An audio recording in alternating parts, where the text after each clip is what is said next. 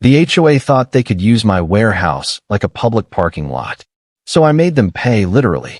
Hit like if you've ever dealt with power-tripping HOA nonsense, and drop a comment if you've had to put someone back in their place. I bought the warehouse 3 years ago, not just for business, but also for peace. It's tucked on the edge of a residential development, technically within the HOA's jurisdiction, but privately owned. That was the key point. Privately owned. I renovated the interior into a hybrid workspace and storage for my growing online logistics business. Quiet, efficient mind. It wasn't glamorous, but it was functional, and more importantly, free from interference. At least, that's what I thought. The first sign of trouble came wrapped in Amazon Prime Blue and a dash of arrogance. One random Tuesday, I pull into my lot and find a beat-up delivery van parked across my bay door like it owns the place, blocking the rolling gate. No driver in sight. I waited. 10 minutes. 20. Finally, a guy in a fluorescent vest ambles out from the direction of the neighboring houses. I waved him down, polite but firm. "Hey man, this is private property. You can't just park here." He looked at me like I was the idiot. "Oh yeah, the HOA said we could use this spot. Said it's overflow." I blinked. Overflow for what? Deliveries. Holidays coming up. They said this place wasn't in use. Wasn't in use. Now, I'm not one to yell. I've learned that calm and deliberate always cuts deeper. So I just nodded, walked into my office, and pulled up the CCTV footage. Sure enough, from time to time the van had been parked there on and off for the past week. Not always blocking the entrance, but definitely trespassing. That night, I emailed the HOA. Subject line: unauthorized parking on my property, immediate action required. I even attached property deed scans, zoning documentation, everything short of sending a singing lawyergram to hammer the point home. I was clear, concise, and firm. Remove all vehicles or face legal action. No response. 48 hours later, I send a follow-up. Still nothing. Then on Friday, I get a cheery little note taped to my door. No envelope, just Scotch tape and entitlement.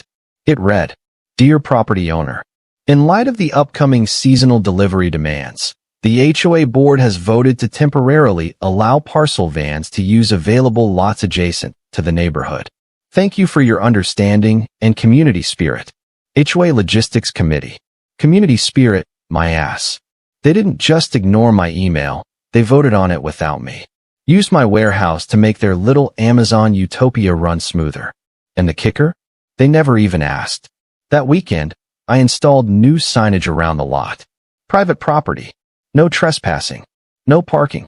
Violators will be towed at owner's expense. Monday morning, there were 3 vans in my lot. All of them parked like they were stopping for coffee. That's when I stopped being polite. I pulled out my phone, called my towing guy, and said 8 magic words. "Bring the truck. We're clearing the whole damn lot." My tow guy, Ray, is the kind of man who doesn't ask questions. He just shows up, clipboard in hand, with the patience of a monk and the moral flexibility of a repo man. I walked him around the lot, pointed at the vans like I was ordering off a menu. That one, and the idiot in the handicap spot. Ray nodded. Got it. 1M dropped at the impound. I smiled. Make sure they get the full spa package, ticket, tow fee, and storage charges. And Ray, take pictures of everything. See, I wasn't just clearing my lot. I was building a case. By the time the sun hit noon, the lot was clean. I sat in my office sipping coffee, watching the feed from the outdoor cameras. I was halfway through my second cup when the chaos began. One by one, the drivers returned. The first guy stomped around like someone had keyed his car and kicked his dog.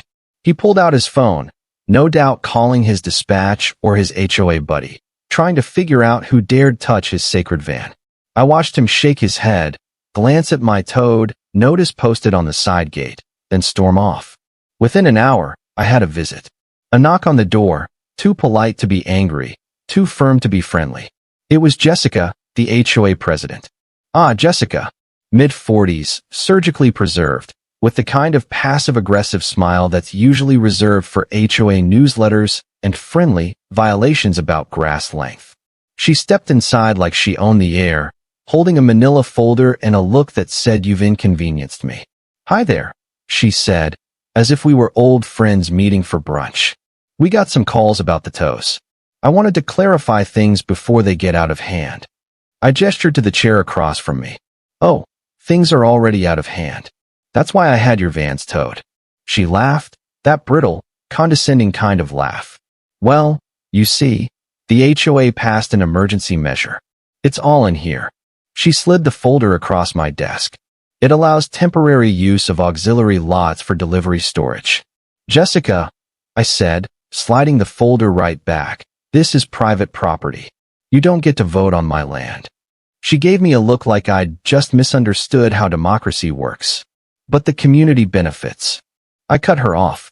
"The community doesn't pay my property tax. The community doesn't lease this warehouse. And the community sure as hell doesn't get to dump their logistical trash on me just because Prime Day is coming." She stiffened, like someone had yanked her Wi-Fi mid-email. "We're going to need those vans returned. Today." "Not happening. You'll have to pay the fees." Her lips thinned. "We'll take this up with the board." I leaned forward, calm, deliberate.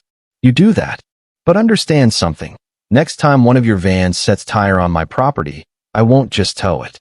I'll sue the HOA for trespassing and damages. And trust me, I've got every bit of it documented." She stood, folder in hand, face tight. "This isn't over." I smiled. "I hope not." She stormed out without another word. But here's the twist. Jessica wasn't my biggest problem. Because 2 days later, I got a notice from code enforcement. Apparently, someone filed a complaint about unauthorized commercial towing practices and improper signage. The HOA wasn't just trying to use my property. They were trying to shut me down. I've dealt with entitled people before, but Jessica and her HOA crew were a different breed. They didn't just throw tantrums, they weaponized bureaucracy. And now they were coming for me with a fresh load of passive-aggressive nonsense, dressed up in official language. The code enforcement officer, a guy named Darren, showed up looking apologetic before he even said a word. "Sorry to bother you," he started, scratching his neck, "but we got a couple complaints. HOA flagged you for unauthorized commercial towing and unapproved signage." I didn't even flinch. "You mean the signs on my property warning people not to park on my land?" Darren shrugged. "I don't make the rules. Just need to verify some things. You got your permits and property lines documented?" "Oh, Darren. I had them in a folder before he even walked through the gate." "Deed? Check. Zoning permit? Check. Commercial use authorization? Triple check. I even included time-stamped security footage, just in case someone got creative with the timeline." Darren flipped through the paperwork, nodding as he read. "Well, this all looks solid. Honestly, I think they're just testing you." "They'll lose," I said. He smirked. "Wouldn't be the first time I've seen a board like this overstep." The thing about people like Jessica, they rely on intimidation through paper cuts.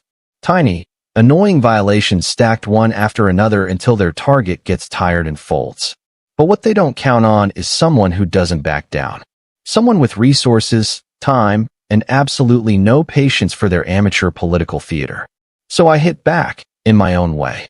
First, I filed a formal complaint with the city, citing the HOA for misuse of community authority and trespassing on privately owned property. I included the documentation and footage of every single incident, along with copies of the towing invoices I paid out of pocket. Then, I went public.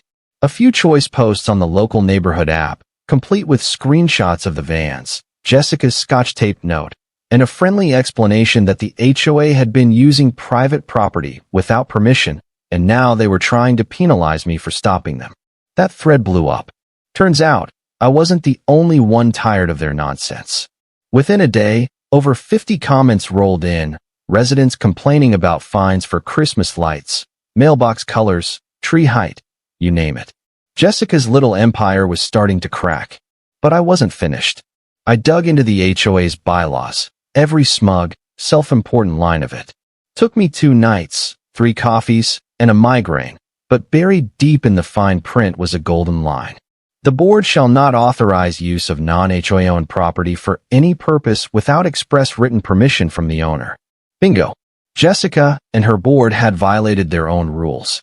I drafted a letter. Not an email. A letter. Thick paper. Embossed seal. Delivered by certified mail. It read like a legal prelude because, frankly, it was. I gave them 14 days. 14 days to issue a written apology, pay the impound and towing fees in full, and commit in writing to cease all unauthorized use of my property, or I'd file a civil suit for damages, legal fees, and community defamation. It was bold. It was loud. It was very, very public. And they had no idea what was coming next. The silence after I sent the letter was almost insulting. No apology. No check. Not even a fake friendly email to stall for time. But the thing about power trippers like Jessica is they don't just ignore threats. They underestimate them. She probably thought I'd huff, puff, and then go back to unloading boxes in my little warehouse while she chaired her meetings and handed out lawn citations like parking tickets. So I escalated. Day 15. I filed a formal civil complaint at the county clerk's office. The suit was simple: trespassing, illegal use of private property, costs incurred from towing, plus punitive damages and attorney's fees. I CC'd every board member just to make it a group event. And then I really twisted the knife.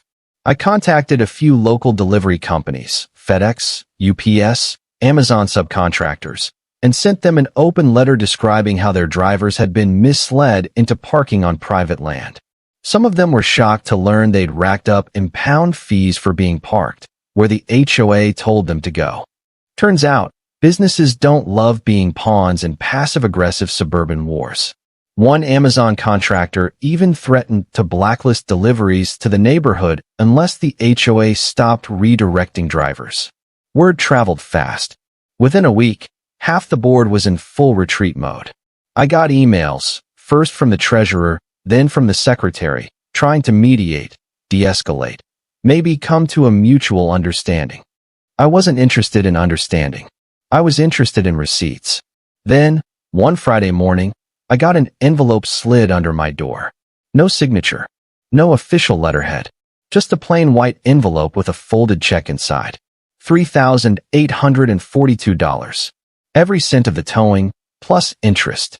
There was also a note, scrawled in clearly unpracticed cursive. This should cover the towing. Please consider dropping the legal action. We understand our mistake and regret the inconvenience caused. HOA Board. No apology. No admission of wrongdoing. Just a check and a desperate request to make the noise stop. I scanned the check. Photographed the note. Filed both.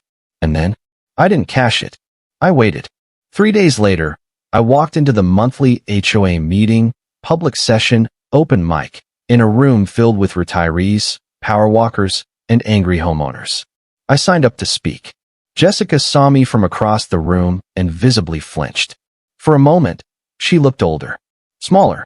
When it was my turn, I walked to the mic, held up the envelope, and let the silence hang for a beat too long. I received this check 3 days ago.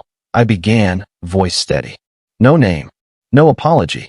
No accountability. Just money. A few murmurs in the crowd. The HOA used my private property without permission. They authorized vehicles to park here under false pretenses, cost me time and money, and then tried to weaponize code enforcement to shut me up. That's not a misunderstanding. That's abuse of power. I laid out the full story, showed the photos, read the exact clause in the bylaws they'd violated. I didn't yell. I didn't threaten. I let the facts bleed out in front of the community like spilled oil. By the end, you could feel the shift in the room. Jessica tried to speak, tried to spin it into a logistical miscommunication. I held up the certified letter again. You voted on property that wasn't yours, Jessica. You knew. You just thought I wouldn't fight back. She sat down without another word. But the best part? That night, I got a message from one of the board members. Emergency session next week. Motion to remove Jessica as president. I poured myself a drink and watched the security footage of my empty, peaceful lot. For the first time in weeks, not a single van in sight. The emergency session was held behind closed doors, but word travels fast in HOA land. especially when people smell blood in the water. Jessica didn't survive the vote. The board removed her as president with a 5-2 majority. She kept her spot technically as a member, but even that felt like charity. Her voice no longer carried weight. It was just another checkbox on the roster now. The queen bee, dethroned and buzzing quietly in the corner. A few days after the vote, I received a letter, official this time. HOA letterhead, formal language, and actual accountability. The board of the HOA formally apologizes for the unauthorized use of your property. We acknowledge the actions taken were outside the scope of our authority, and we take full responsibility for the disruption and costs incurred. And below that, a signed check. $7,000. No handwritten note. No condescending tone. Just compensation and closure. I cashed that one. But I wasn't finished. See, I didn't just want repayment. I wanted change. So I proposed an amendment to the HOA bylaws. One that made it crystal clear. Any interaction involving non-HOA property required unanimous board consent plus signed approval from the property owner. No more emergency votes behind my back. No more Scotch tape surprises. And certainly no more pretending someone else's land was part of the playground. It passed unanimously. Apparently, fear is a great motivator. And Jessica? She quietly sold her house 2 months later. Rumor had it she moved to a different neighborhood, one without an HOA. Poetic, really. As for me, I went back to running my business. The lot stayed clean. The cameras stayed on. And the sign, private property. Violators will be towed, never came down. It's funny. Some people think revenge has to be loud, explosive, cinematic. But sometimes, revenge is a quiet gate, a legal form, and a cold, itemized invoice. And paid in full. Thank you for being with us. Please share in the comments where you are watching from and whether you liked everything, and see you next time.